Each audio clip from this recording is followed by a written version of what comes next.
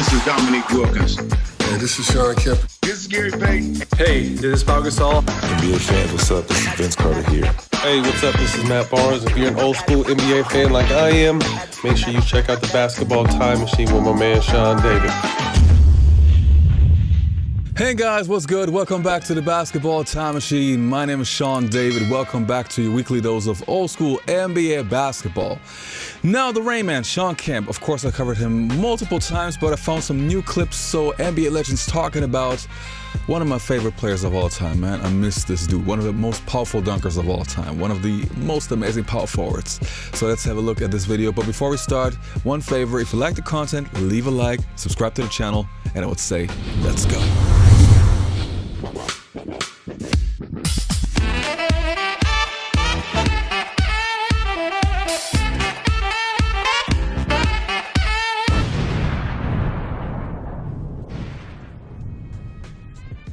So the first clip that we're going to take a look at is actually a clip involving Joe Smith. Yes, the guy who played for the Golden State Warriors in the mid-1990s, who was a #1 pick ahead of Kevin Garnett. Joe Smith from the University of Maryland. You don't find him that often on YouTube, but that makes it even more special to hear him talk about Shawn Kemp being the toughest matchup. The NBA, give us the dog that you gave problems to, and give us the player that every single time you played him, man, just gave you fit. I'm gonna tell you, man, my era, like It was a big man's era when my era, big man, but mainly power forward. Okay. All right. Hey, I mean, Shaq, you had Shaq, you know. Right. Yeah. It was mainly power forward. Every team had a dominant power forward. Right. Fact. Every night you had to be on your job. You got Tim Duncan, you got Chris Webber, you got Right. Shawn Kemp, you got Kevin Garnett. Right. I mean, every team, you're going up against a dominant power forward. All right. Who gave you fits, man? Now, Timmy was tough. Going up against KG was tough. Okay. Early on in my career, Shawn Kemp was the toughest. Really? Yeah. Really? Okay. Shawn Kemp was the toughest. He was linky. And could jump. He was athletic. And probably the strongest that I ever played against at that time. Really? Yeah, Shawn Kemp. Wow. He was a And it was a dunk play for Shawn, and my center was in perfect position. My center was, his hands are maybe at the rim, and all of a sudden you saw Shawn, and all you saw was probably his waistline at my kid's head. And he had to be at least the box high, if not higher, and just dunked it on it. For the next clip, we got Tracy McGrady and Vince Carter, the two cousins, having their own podcast now, which I can really recommend. But let's see what they have to say about the original Love City. Enjoyed that inspired me. That's Shawn Kemp and Gary Payton. Ooh-wee. That's my duo, man. Like the Rainman, that's what inspired me back in the days, watching them two and GP. Straight out of high school as well. Shawn Kemp, absolutely. The Rainman, dog. Just watching that duo work together on the offensive end. Those alleys that GP used to throw to Shawn Kemp was just legendary and memorable. And it's embedded in my head of some of those alleys and how they played. So for me as a child, at the childhood guys that watched the game. To it. Okay, power dunkers. Me, of course. This is how many does he have now? This is a technical foul. How many does he have? Out of the lines. I'm just giving you. Listen, I'm just giving you criteria for both. Okay, you're picking two. See, Shawn Kemp should be part of your power dunker. Yeah, I think Shawn Kemp should be a power dunker. This is his time. Yes. Me, Shawn Kemp, Daryl Dawkins, and Dwight Howard. I did that, by the way. Shawn Kemp. Yep. I love that answer. Remember? Hold on. See, he's making a face. Check out this dunk where Shawn Kemp dunked on Alton Lister and did like this. Here it is right here. Fires it cross court. Kemp's got it right up into the alley. Power slam! Tomahawk Sam! Yeah, baby! We had Shawn Kemp on here, and to this day, I have this VCR tape called the Rainman that I used to look at. VH? I got the VH. You got the VH? I showed it to him. I still got a machine, a VH. I still got the TV, I got mine the too. TV with Absolutely, with the thing in the bottom. Combo. They don't know nothing about that. They don't know nothing about all that. But I had to show him that I used to watch this tape all the time of him when I was coming up, just to seeing how he was dunking, how he was catching passes, so forth on. In our culture, we definitely want to hoop and we want to be good, but we want not only our peers, but we want our culture to embrace us. You know what I'm saying? It makes us feel kind of like superheroes. Right. To have two iconic, some of the best nicknames in Rainman and the Glove. But how did you feel when Now your name is in rap songs. You on the commercials. Everybody calling you by your nickname, Right. and just our community really embracing who you are. Even though you way up in the Northwest, it was going all the way across the land, no matter where you was. How was that for you? D-Dow, you know what? It's a transition because we never grow up talking about we're gonna be this and be that. I didn't never say I was gonna be a top 75. I never said I was gonna be a Hall of Famer. I didn't know I was gonna be that. I didn't know I was gonna have an opportunity to play with a guy called Shawn Kemp, and his nickname would be the Rainman, and I'm throwing lobs to him and doing things like that. Yeah. It's just like with you two. You guys didn't know that y'all was gonna meet and become who y'all were, and y'all became the knuckleheads. It happens, and it's just a fate. And then it's a fate that it happened, and then you took it and we ran with it. In the Northwest, people wasn't even up watching our games because they was sleeping the East Coast. Yeah. You know what I'm saying? When our game started, it was 10, 11 o'clock. They was going to bed. Yeah. So they had to hear about us on Sports Center. When it, and they seen us throwing lobs and doing this. And then they started talking about, who is them two right there? Yeah. You know what I'm saying? And then they started talking about the Rainman, the glove, getting it done again. Yeah. You know what I'm saying? So it was like that.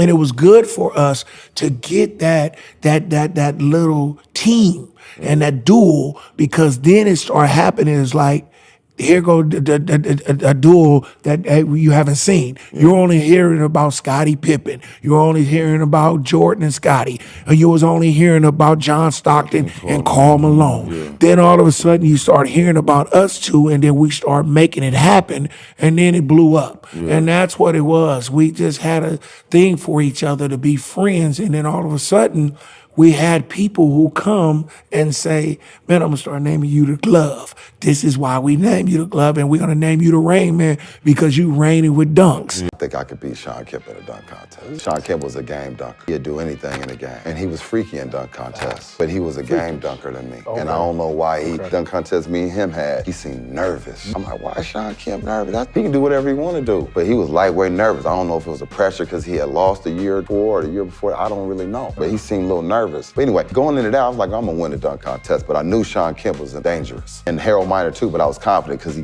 couldn't go between the legs. So I'm like, I'm gonna bring that on Harold. We both go, between reverses and certain stuff. But I had about 2 or 3 more dunks than Harold. I was confident, but Kemp, I didn't know. So I was like, yeah, if I get it and I tell you I'm taking it, I'm telling everybody right now. And I just felt like, and I felt like, they're gonna give me my props right now. And the next player's opinion that we're going to take a look at is from Rasheed Wallace.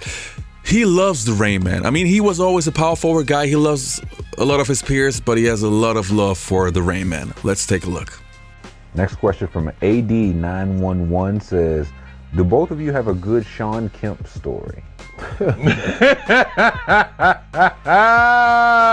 No. Nothing comes to mind. Nah, man. That boy Kemper, boy. That Kemper. That's what we call him, the Kemper. The Kempers. The Kempers, boy. Kemp. Let me see. Yeah, I got it. Well, I mean, I don't know how good it is, but I remember the first time I played against him. As a high school player, when he was in a dunk contest, him and Kenny Skywalker, Kemp was my favorite dunker. And I say that for the simple fact, I'm like, damn, he's tall like me. He's, 6'10", 6'11", but he jumps out the fucking gym. And when I was in high school, I was able to jump then. All right. But I'm like, man, that's my guy. And then I tried to emulate a lot of his dunks, jumping from the foul line with the one knee up and the other knee so far back that your heel is touching your butt and you in the air like yeah, this. That one. Man, I tried to emulate all his dunks and shit. And then got to the league, playing against Kempers. Oh man, put me in the basket. My feelings is hurt. He got you bad? Huh? Who didn't he get nice? Oh man. Who didn't he get nice? You joined some good company, yeah. Oh yeah, I joined. Hey. This guy, when you talk about athlete, that's why when you get to comparing to athletes, it puzzles me because Shawn Kemp was a freak athlete. Unbelievable. At his size, 6'10", who could fly like that with the power to go with it, was incredible. However, you just called Vince Carter the greatest dunker of all time. Well, the next two players that you have picked as a matchup might disagree with you. Who do you And got they're in the next? conversation. So let me take you early 90s Rensselaer, Indiana, BC camp. Shawn Kemp wins the dunk contest when I was there, and he literally jumped over a car and landed on the ground. I'm not talking about what Blake did where he dunked and landed on the car. He ran and jumped over the car and dunked it. At 6'10", you've heard some comparisons of Zion, a guy with like size and athleticism that we haven't seen. And how about how he cradled it against Alton Liston right there? Who got the camera? And when we talk about the alley-oop, and me and Perk just voiced something over about that on SportsCenter, he and Gary Payton, anytime they out on the break, you already know what's coming. Look at that. You already know what's coming, and you can't stop the rain when it starts to fall. The Rainman has to be in this conversation. How good was Shawn Kemp in high school? Incredible, man. Incredible to watch. Yeah. Really, incredible to watch because he was so athletic. He was a 6'10" Vince Carter. Oof. Yeah, he was. That's In high school, that's a great way to explain it. The elevation, the hang time, the explosion, all of that. He was a 6'10" Vince Carter. Yeah, he really was. That's a great way to put that. I never heard it like that. He was. Just think about Vince is 6'6". Yeah, Think about 6'10" Vince Carter. Yeah. He moved like a guard almost when he was in the air. Yeah, he made that shit look sweet. Yeah, the hang time, walking through the air, all of that stuff. I just connected with him last week. Oh, you seen him? Yeah, no, we talking on the phone now because he sent me his number through Instagram. Said he want to come on the show. He said he been watching. Man, that's great, man. Yeah, so you we got should, man. And he's back in the cannabis space too. You should put him on the show. You should get Billy on the show. Yeah, Billy O. Shawn, it was really great. He's like a little brother to me, but he's bigger, But people don't know how good he really was. He was really good. And me and him became a duo like this because we were together so long, and we hung out with each other, and we've seen each other, and we was around each other all the time. It was just like we were real brothers. And for me to play with him for 8 years, it was just a magnificent. I think if he wouldn't have left, he would be in the Hall of Fame with me right now. I really do think that. I think that he left too soon. We had something going, and you know how basketball goes. It gets into these contract things and all that stuff, and I just think that this guy was better than a lot of people really don't understand. I think that with the Barkleys, all these guys, the Karl Malones, the Tim Duncans, this guy was one of them. Blake Griffin or the Rainman, Shawn Kemp. Now, I have a quiet love for Shawn Kemp because I played with him as a young player in Seattle, and I saw some of the most unbelievable, impossible feats in practice that you ever want to see. And every now and then, he would show us on the basketball court. Now, Shawn Kemp was a man-child, came straight out of high school, and Shawn in his career averaged 14 points a game, 8 rebounds, 1.2 blocks, shot 48%. Blake Griffin, 6 years in the league right now, averaging about 21 points a game, shoots 52%, grabs 10 rebounds, and averages about 3.5 assists. Now, the comparison is kind of distorted because Shawn Kemp was tremendous on the court, but his production went down because of his inability to understand how to handle himself off the court. They swat into that double they do on the baseline. Now Kemp goes to the hoop.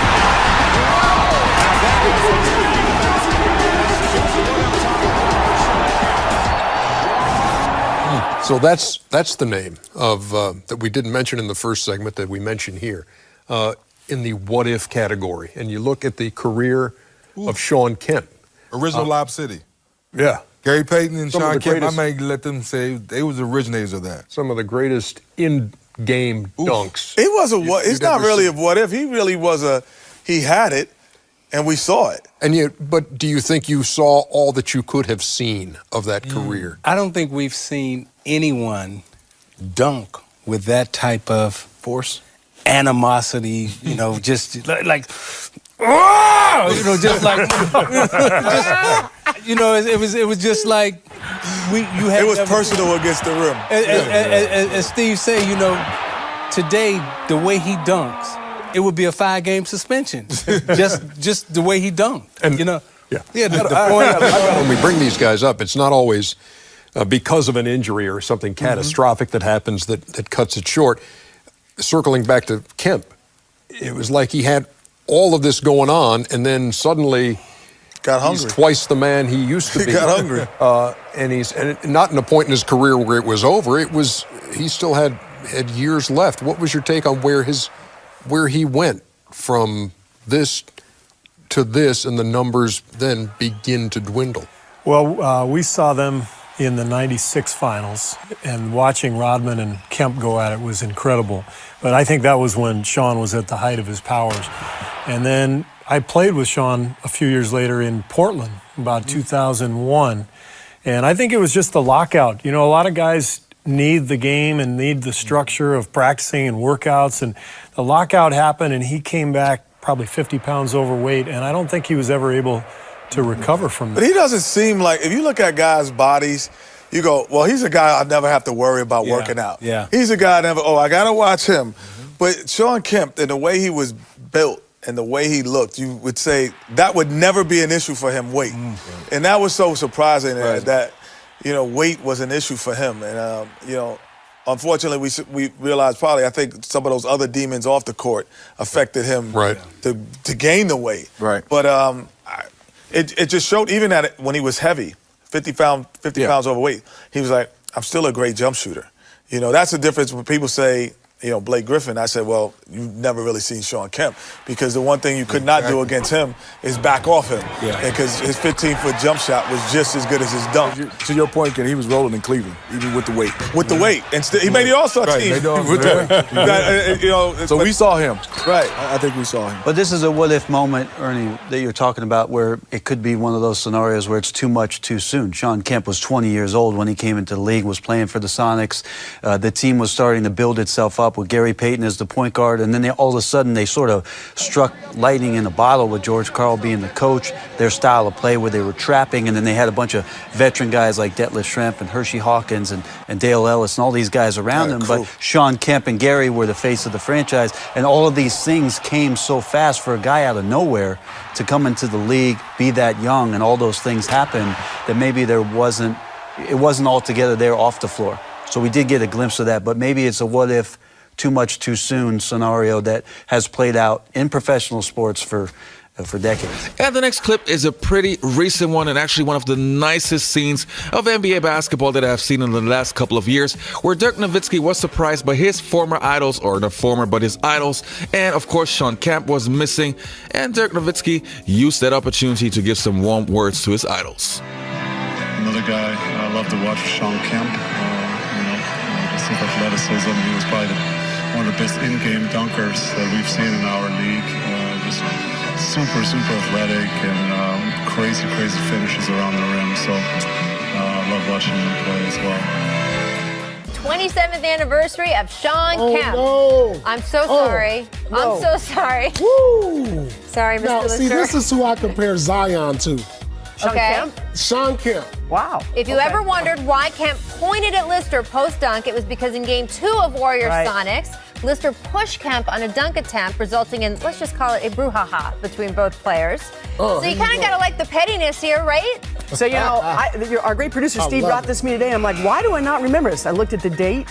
It was April 23rd, 1992. My daughter was 4 weeks old. Aww. I was not sleeping, and I was definitely not watching NBA basketball. I'm like, sorry I missed this. This is a gaping hole in my NBA knowledge. But no, it was just, ooh and ah. It was like, that was the first time I actually said to myself, now I know how these other cats feel when I was playing against them in college and high school and jumping out the gym. Yeah. And you got to put your head on the swivel to see where they're coming from. Yeah. Man, that's how I was with him. I was so nervous against him and Pat Ewing. Pat Ewing was my idol. Yeah. It was Dr. J when I was a young boy, and Pat Ewing when I started playing basketball, and then, moved to Kemp because of his athleticism. Yeah. I was like, man, that motherfucker right there, he was nice. Then GP just And Live you're it like, up. man, who the hell? Oh! So he was your idol, huh? Yeah, dog. Indiana kid. Oh, I know. Indiana kid. This is, kind of I don't know if the loner is the word, but he was independent a lot of the team.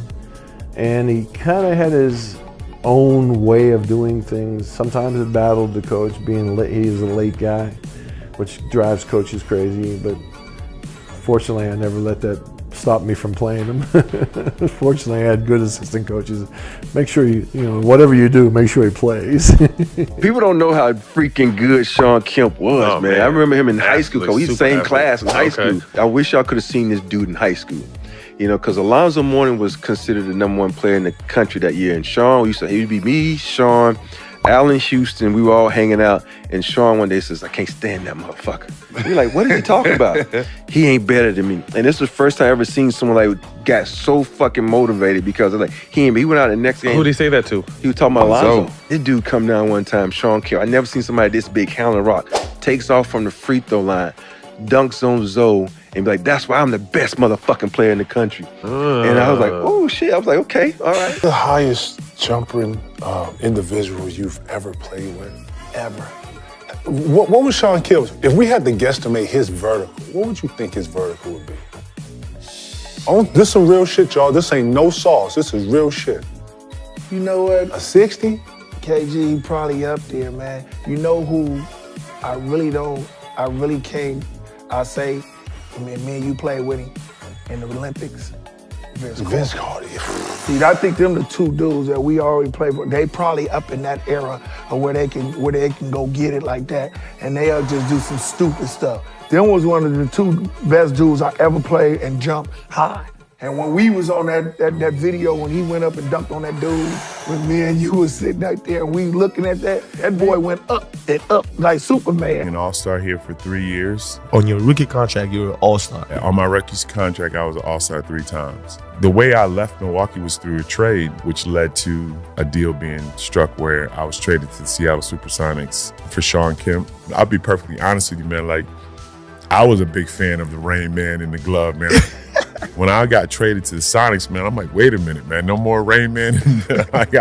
I don't dunk like that. So they're going to automatically get a shock to their system when they see how many finger rolls I do. You know what's going on. Point out. No, Hey, the old Coliseum. I see what's going on. Man, Hey, that's listen. what it was going down in that, you know? Yeah, it was going down that that's good stuff Coliseum. right there, bro. Come on, man, hands up. What we Yeah. got? See, AQ, he was one of the rare ones that could jump off 1 or 2 feet. It didn't Listen. matter with him. Just throw it up there. And then he was Nerf hooping it before they knew what Nerf Yeah, hooping that- it was. He was dunking that thing like a Nerf hoop. Look at Look. Oh! Look, 2 hands for safety. Gave him the swag sauce at the end of it.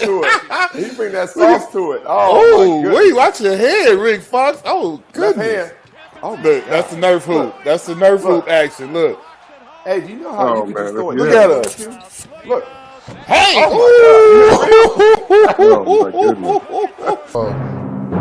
As he attracted crowds in high school with his sensational style, Shawn still has the rare ability to grab his audience.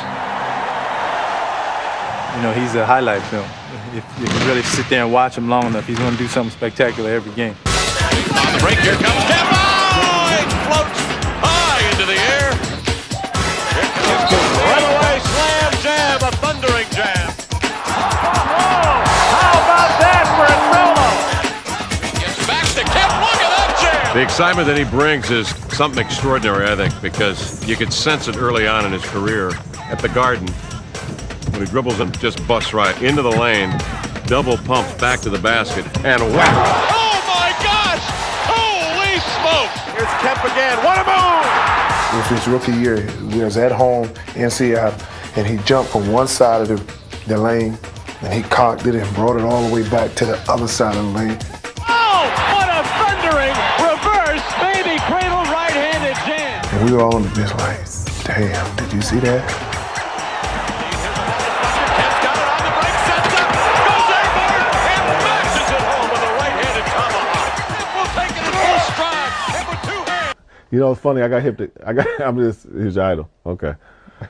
No, I got hip to Kemp, and this is a crazy story. My high school played against Shawn Kemp's high school in 1988, and my high school beat their high school for the championship. Oh shit! And Kemp was just such a man child. You know, I graduated high school in '94, so in '98 I was probably, I was in sixth, seventh grade. Yeah, grade. Wow. 6th, 7th grade. He ain't graduated yet. And I remember. No, not talking like that. And I remember going to the high school games. Yeah. But I remember going to the games, and I because I was trying to follow basketball. I was just really getting into basketball, and I remember we was making our run, our high school run. Our neighborhood, it's called Muncie Central, and we was making our run, and this is '88, and I remember we was like, man, we gotta play Shawn Kemp. Oh man, it's over with. It's over with, man. Kemp came out, probably had 6 dunks. The first 2 quarters. I'm talking about dunking on us. I'm talking about he's 16. He's live, dunking, doing. I was like, oh God. And we ended up beating him down the stretch. And I was just saying to myself, like, man, if that's what pros look like, man, golly, man, I don't know. My work cut out for me. It was scary. It was scary, and just kind of watching his career and just seeing how he just dominated. You know what I'm saying? Like Kemp was long. You know what I'm saying? Spade black, cut up. You know what I'm saying? Had the perfect box. You know what I'm saying? Shorty boy box. He used to go up here. And, it was aerodynamic. You know what I'm saying? Aerodynamic. And he had that look like he was dead serious, wasn't playing with you. You know what I'm saying? He wasn't smiling much. Indiana look. You know what I'm saying? Then he'd do the antics. You know what I'm saying? Get to doing something crazy. And, I always looked up to him, but I never got a chance to meet him. And then when he came to play for the Blazers, man, it was like the best thing for me personally. Being in Indiana, he was one of our guys. He was like an idol. Mm-hmm. Him and Glenn Robinson for me growing up, Indiana boys. Mm-hmm. They were my idols in basketball. And getting a chance to play with him, man, and just being around him. And this was, his vertical wasn't the same when he got to play. No, yeah, he was on the downside of his career. His vertical wasn't the same, but great dude, man, cool, and just being around him, man, just funny as hell. Yeah. Like Kemp was probably one of the funniest dudes in the world, man. And you know what I'm saying? But just seeing him and his career, man, he's probably one of the best to ever do it at the power forward spot. And got some stories for your ass. And then he was a good veteran, Great vet. Just Great with vet. me just talking to him, and he pointing shit out on the floor, and different little shit, times and schemes. Because again, I'm a young boy. I'm still trying to get where he already went. He been to them conference finals and all that. So finals. it was like, man, all right, let me just soak this knowledge up. Sit back, and like Bonzi said, no, he a funny one. What makes him funny is his antics. And Oh shit. man, So he gonna give you everything. facial expressions. Good dude though. That's Great my dude. guy. Shout out to Kempers. Then you land on the Seattle Supersonics team, and you're the second youngest player on the team. The only one guy that is younger than you is Shawn Kemp. Did you guys click right away, or did it take some time? We clicked right away. As soon as I got in there, I walked up to Shawn and I told Shawn, we're the 2 youngsters that they drafted back-to-back years. He was in '89, I was in '90.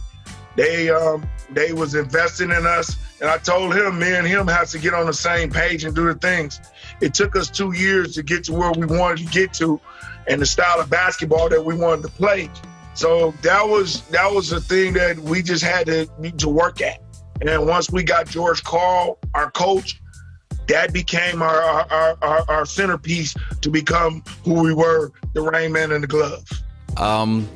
When you were playing for the Seattle Supersonics and Shawn Kemp arrived, I mean, you guys already had a very interesting team at that time, and then you got Shawn Kemp.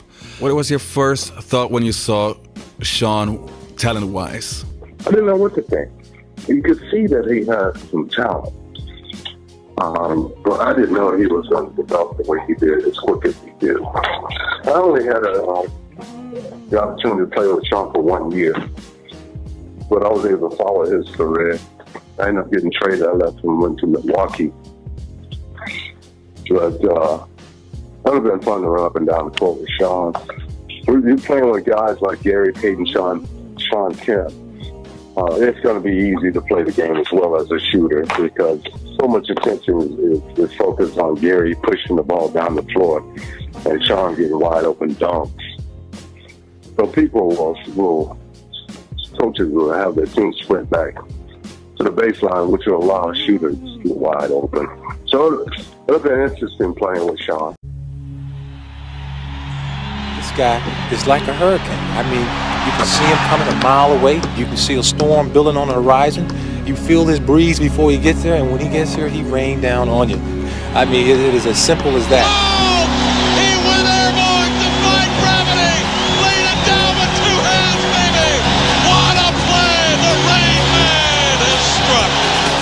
Big, strong, and incredibly agile, Kemp uses the court like a runway for his personal air raids. The interception off to the races.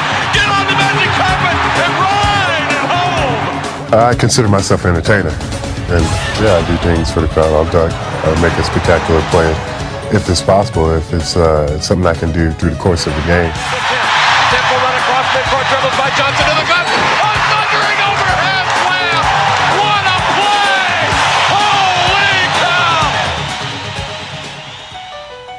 cow! Like Elgin, Dr. J, and Dominique before him, Kemp has come to inhabit that special zone that is reserved for the NBA's highest flyers.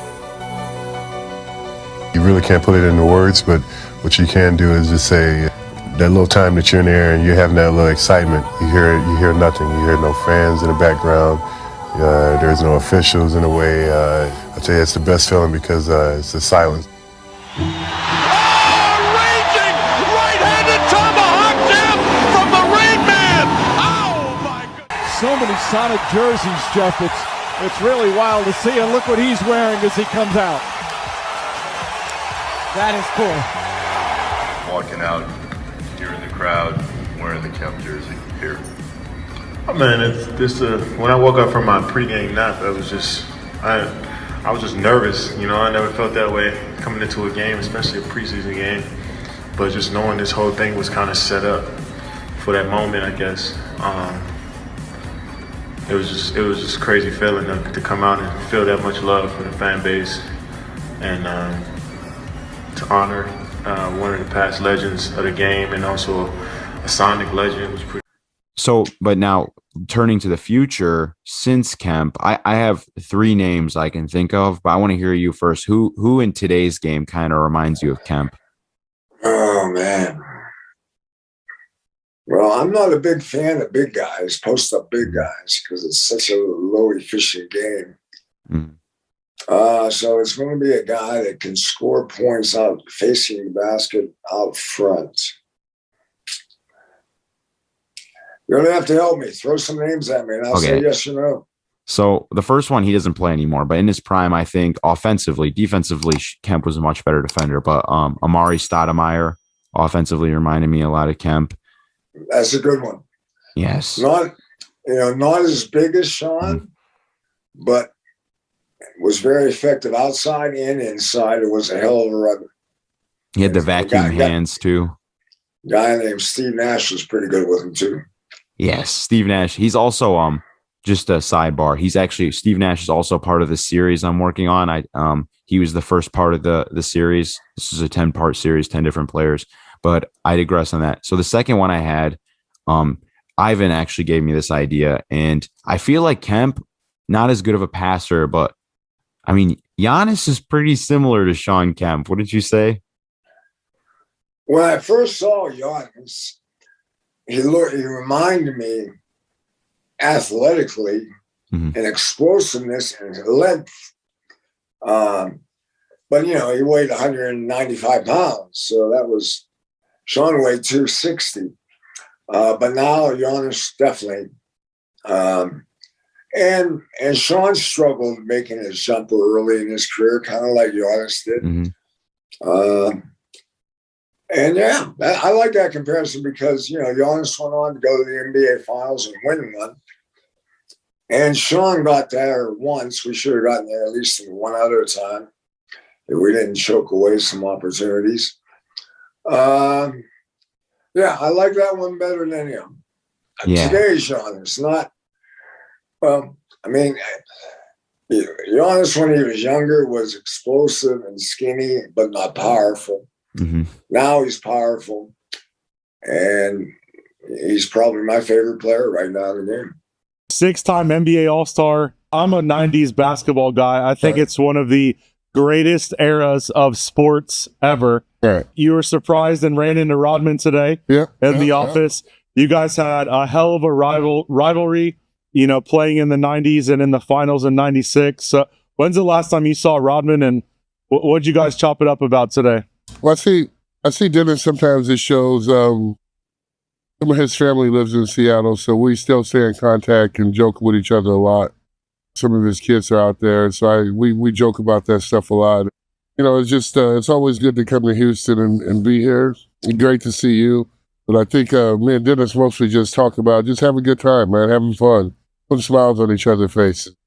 We seem to pop up a lot of places in the autograph shows and stuff, but just always good times with us, man. Yeah, both you guys are full of energy and fan favorites.